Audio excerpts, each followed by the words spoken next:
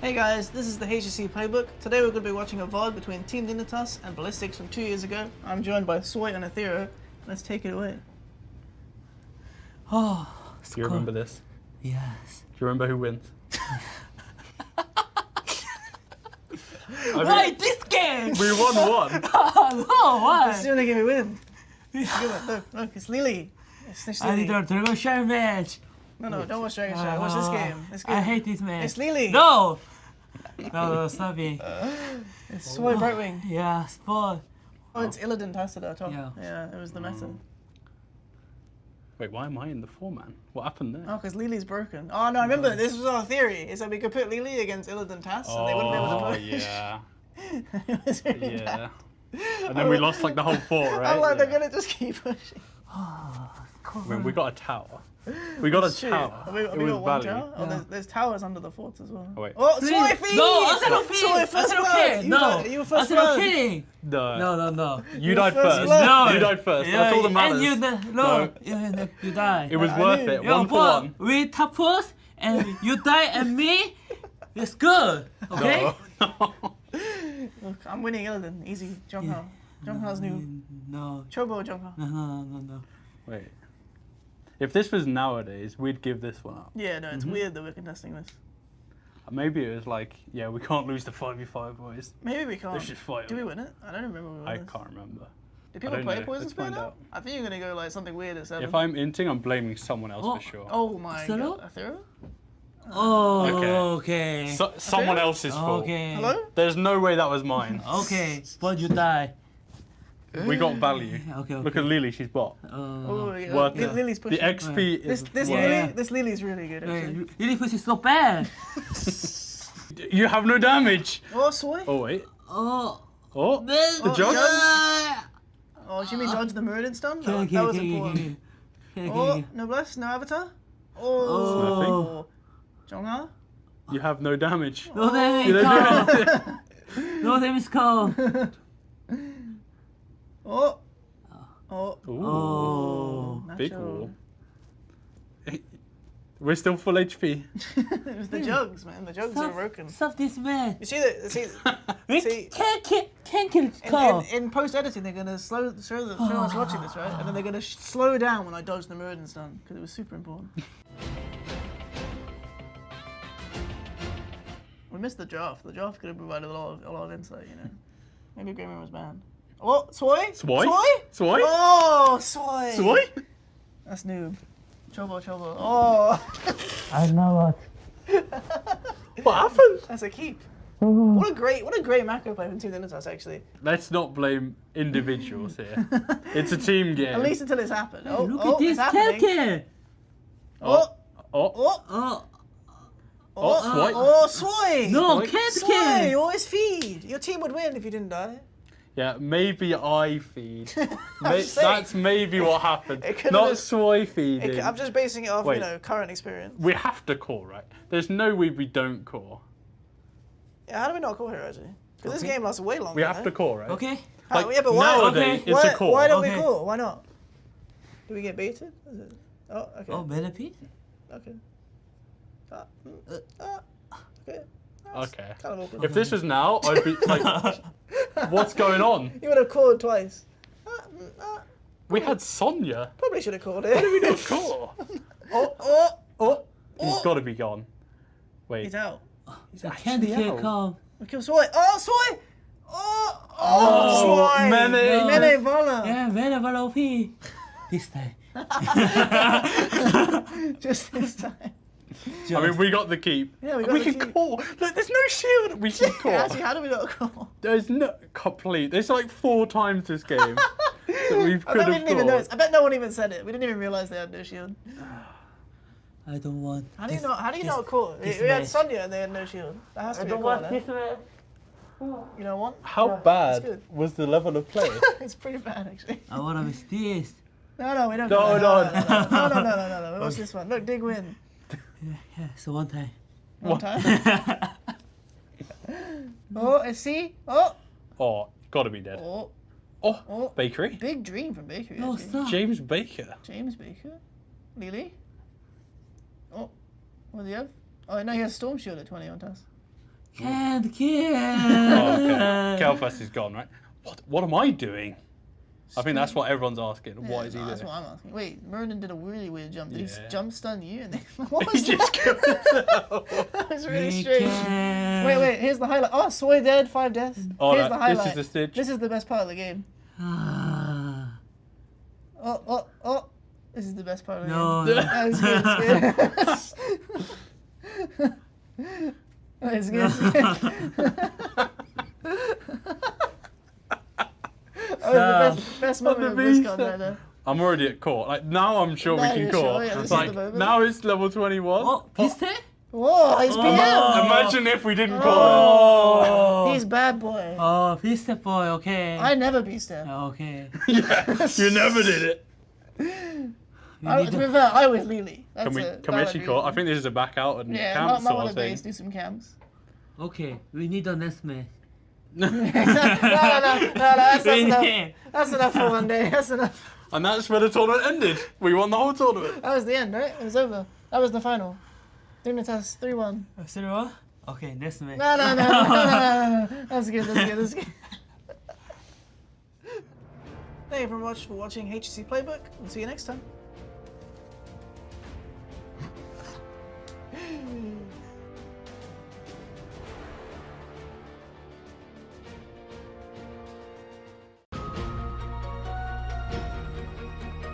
Welcome to the final episode of the HGC Minute for 2018. We've got lots to recap, and we really do want this to be a minute, so let's talk heroes.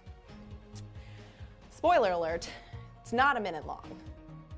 Opening week started off with some intense matches. Every team in the group stage came out guns a-blazing. Miracle, unpredictable as always, won every match outside of their series against Gen G. Gen G, the reigning world champions, did not disappoint. They swept Group A, only dropping a single game to Team Liquid. In Group B, Dignitas went undefeated, setting the stage for the much-anticipated Gen G Dignitas rematch in the tournament stage.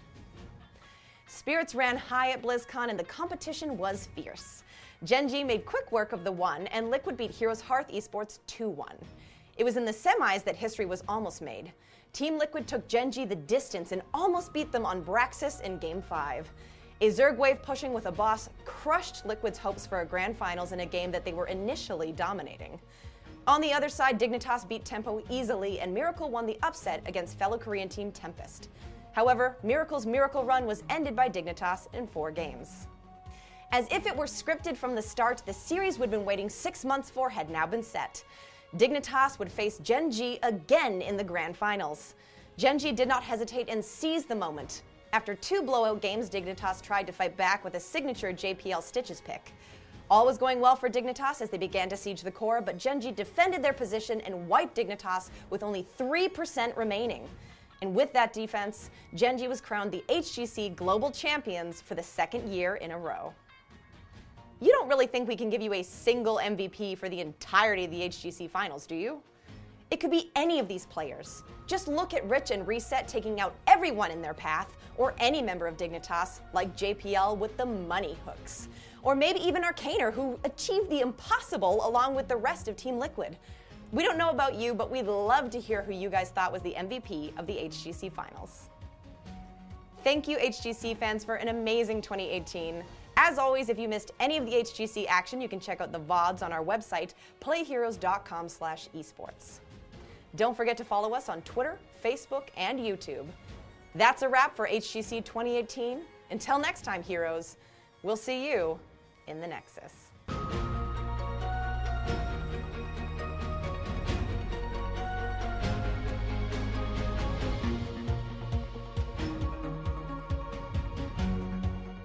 All hands on deck for Team Liquid, the underdogs in this series. They came in swinging, they took a game off of Gen G, but if anything, it just poked the bear, awoken the beast. And that's maybe something that Dignitas is not going to be happy with if they're able to make it through Miracle, or whoever makes it up there in the grand finals. Yeah, Phil Dignitas has another problem before they have to really look at Gen G. With Miracle's performance yesterday, I would worry about them first before I look at the final. That's better true. be awoke. Cart That's before for the sure. horse. That is an Dang it. interesting kind of like conspiracy theory, if you will, that, you know, some of the community has been throwing around. And I'd be willing to give it some credit that I do wonder if, like, for instance, Gen G had walked through this series and hadn't dropped a game and hadn't shown any sign of struggle, let's say that Dig or somebody is able to meet them at the top, if they haven't been threatened before that point, can they emotionally recover in this moment fast enough, especially if the crowd is going to be against them? And I wonder, you know, is that losing that game going to better their chances when looking at the grand final? I'd be willing to say I think maybe a little bit. Well, Dreadnought enjoying a conspiracy theory. I've never heard that Yeah. before. Let's see if we can get some conspiracy Illuminati confirmed with the next map. Team Liquid chooses first pick. Gen G will take us to Infernal Shrines. There's got to be some sort of conspiracy here because they used to hate this map.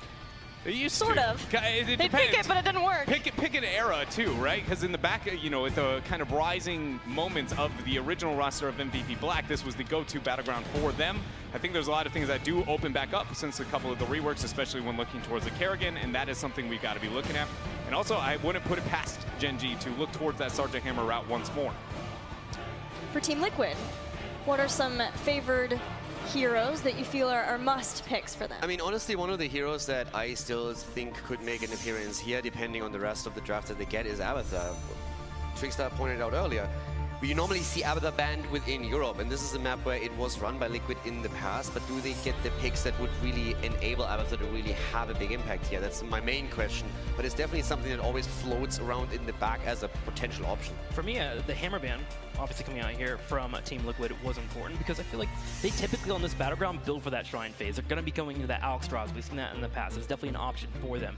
So building a composition that allows them to control that point is one way for them to be able to break down Gen G. And there's one that they showed off time and time again. That I feel like is their best chance to stay active in this series. But they do go for the typical Tyrande instead. You can't ignore her. Kerrigan's still up, so is Garrosh. Team Liquid realizing that they need to adjust off of that Garrosh despite it being up, despite the Diablo ban, to make sure that they still get Tyrande. Yeah, Garrosh, though, a little bit less appealing here, so I actually would likely assume that we're going to get ourselves a Kerrigan in this rotation because it's one of the aggressive, yeah, there it is, snap pick there, just because of the opportunities coming out from the Tyrael itself and being able to bear with that. But as I was talking about, Garrosh is normally the person we see with the Tyrande, but Garrosh on Infernal Shrines, you're going to be flipping skeletal defenders, not heroes, and that's a tough time there.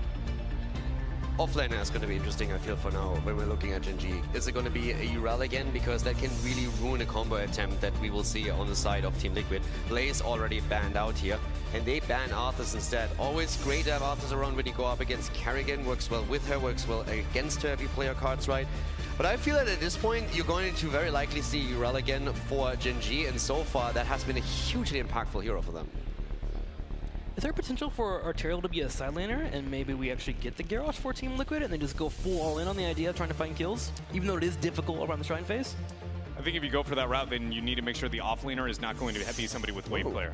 And let's be real here, in the current meta, somebody with wave clear in the offlane is pretty much a staple needed there. Malthael, maybe a little bit more vulnerable to the Tyrael matchup in the fact that he doesn't have the greatest wave clear, but he's got the kill potential to make up for it. And again, that macro pressure. Tyrael can do that later, but he needs to be able to build into that direction, I feel, to hold his own there. So are we thinking Urel for Eternal then? I would really like it. I think it's one of the tools that they need, that or, you know, finding a way to ideally have the bunker, but obviously that being banned out, not going to be a realistic option for them. Urel and Gul'dan. It honestly surprised me a bit that Team Liquid got away with picking Urel for themselves. Gen G has been picking Malthael more, and I feel like that Johanna adjustment that we've seen so far throughout the entire series in the drafting is due to the amount of scrims that Team Liquid and Gen G have played together, because they've scrimmed each other quite a bit.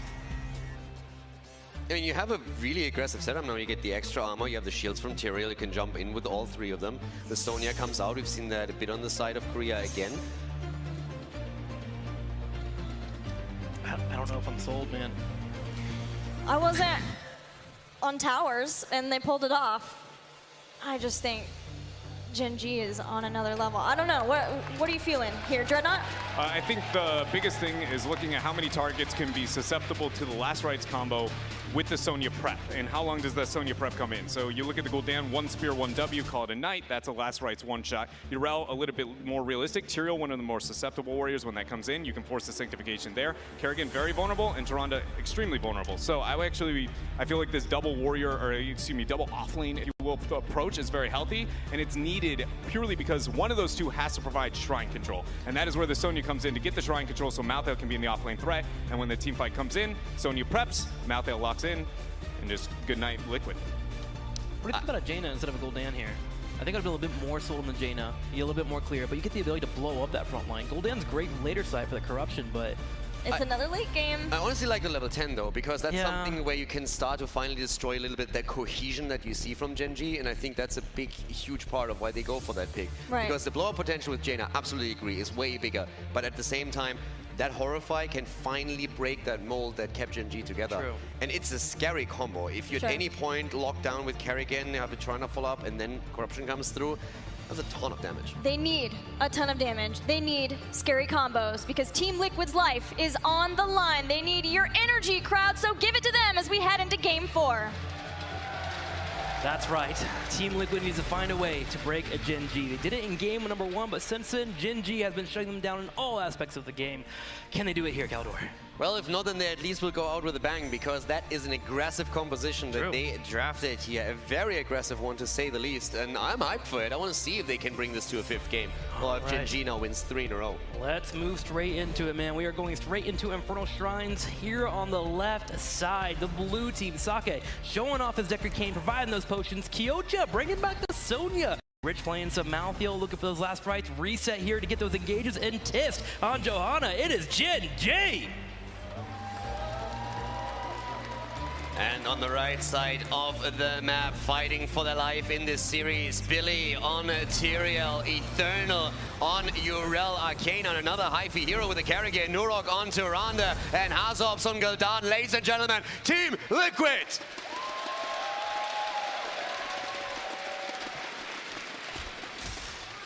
Everyone's eyes needs to be on Arcaner. He's put in so much work this year, but now in possibly the last game at BlizzCon, he is pulling out the Kerrigan. Can he find those combos against Gen G, a team that is an expert at grouping up and punishing you? It's another hero that puts the pressure on him right from the get-go. As we've seen in game number 1 when he played Tracer, you have that mobility, you have that aggression, you want to bounce around there. But it's also something else. Look at the level 1 on Nurok here, going for the moonlit arrows.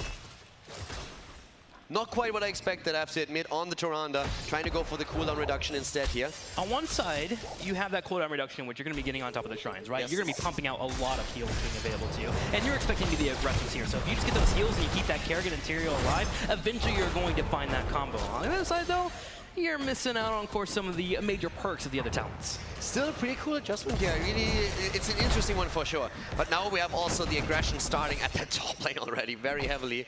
One of the things that I'm definitely going to watch out for is obviously Gul'dan. How many stacks and how quickly is Hazobs going to be able to get those? 5 so far, so already beneficiary of the early game here. Trying to land a few more as we are seeing Gen G move for the early camp. All about those camps there. Gen G able to grab that one in the middle lane. Team Liquid did the same to Echo on their side here. All about that wave curve they built towards that shrine face, trying to stay neck and neck in experience. Kerrigan around that shrine face can build up those shields and make it hard for Gen G to move in. I'm looking at Sonya. She's got to be quick on that rotation, as Dread was mentioning in the draft. Liquid has presented themselves really well at BlizzCon in general, but now this might be the end of the road, as Gen G has definitely woken up after game number 1. Liquid hoping, of course, to force this to game number 5, but can they pull that off? Heavy engage after level 10 is going to be what we expect here, with the Sanctification, trying to move in through Yrel, providing the extra armor, and then all eyes are going to be on Kerrigan and the Gul'dan follow-up. But I really feel that with Gul'dan, it's honestly that level 10 where I can see them maybe breaking that synergy of Gen G a bit, because it's really what I felt they missed to pull off in the previous 2 games, where it was just too much. Gen G using it perfectly on Towers of Doom to keep Rich alive on the Sergeant Hammer, and then in the 3rd game, just again, no kill opportunities for Liquid, and I feel Gul'dan can be that linchpin. The synergy really needs to be together, though, that's for sure. If Kerrigan goes in for that combo, you want to make sure you don't split them up too much, and you also bring one person into you.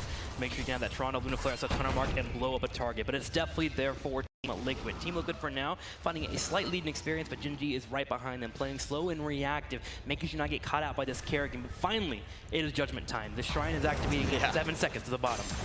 Time to go. Let's see if Liquid can pull something off here. Arcana already starting to hop around here. Hazop's, of course, looking for the additional stacks as we're moving into the Shrine. Gen.G taking the position a bit earlier. Here comes the damage. Eternal on the move, and a great attack here, trying to isolate the front line. Gen.G needs to move out as both of the front lines take severe damage. A big split there for Team Liquid, though. Kerrigan not finding that full combo she was looking for, but Inferno doing his best to knock away Gen.G as Team Liquid is catching up in the count. 14-11. The shields coming out from Tyrael. Team Liquid doing their best to hold on, but Rich is really cleaving away his opponents. Hazop's needs to be careful with the positioning here as he's looking for the engage once again. Eternal in the middle of things. Rich moving out again, dodging the stuns here. Billy in trouble, moving out and barely escaping as the fight continues and turns against Test. Oswald bring out the fell point, but Arcana is low. Get the shield here at the last second, comes around. Do they have the combo available? Rich will fall first. Sport Billy holding that front line too as well. Gonna have that trade value coming out soon. Arcana in the corner, goes for a combo. He gets one, he gets two, and the Tyrael trade value coming out, but it's just Nurok and Sake, a support battle for the Agents. It's a support battle, 2-rounded against Deckard Kane. 4 dead on each side as the fight continues. Nurok and Sake fighting it out here in the middle. 37 stacks for Team Liquid. 32 against 28. And Nurok is going for it. Nurok's going for you. He has better auto attack damage, and he should be able to get it. Sake's already backing up there. Malthael on his way. Nurok low on mana, trying to pull all these minions to the side, and Tyrael will come over. Gen.G gives it up. What a bloodbath.